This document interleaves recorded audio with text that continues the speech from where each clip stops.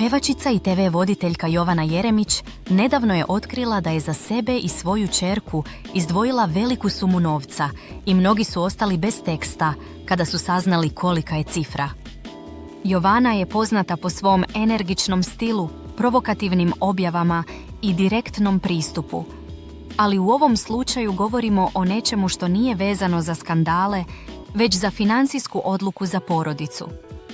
U posljednjoj izjavi Jovana je istakla da je investirala značajnu sumu u nešto što smatra važnim za budućnost svoje ćerke. I to je izazvalo lavinu komentara.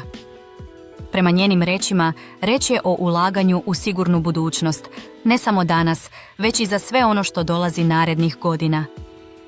Jovana je jasno rekla da malo koja žena može da izdvoji ovoliku svotu, ali da ona to radi jer smatra da je to najbolji poklon koji može dati svojoj ćerki.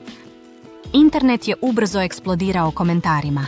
Neki je hvale zbog posvećenosti i brige, dok drugi veruju da je to previše ili nepotrebno. Ovo otkriće ukazuje na to da Jovana gleda daleko ispred trenutka, razmišljajući o tome šta je najbolja investicija za detetov život i sigurnost. Mnogi komentari su ukazali i na to da je njena odluka primjer financijske nezavisnosti i moći izbora, što inspiriše žene da razmišljaju o budućnosti svoje dece.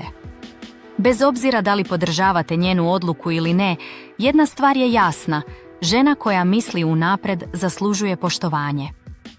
Jovanina priča pokazuje da su roditeljske odluke o sigurnosti i budućnosti dece često teške, velike i pune odgovornosti, ali upravo takvi potezi najviše govore o ljubavi.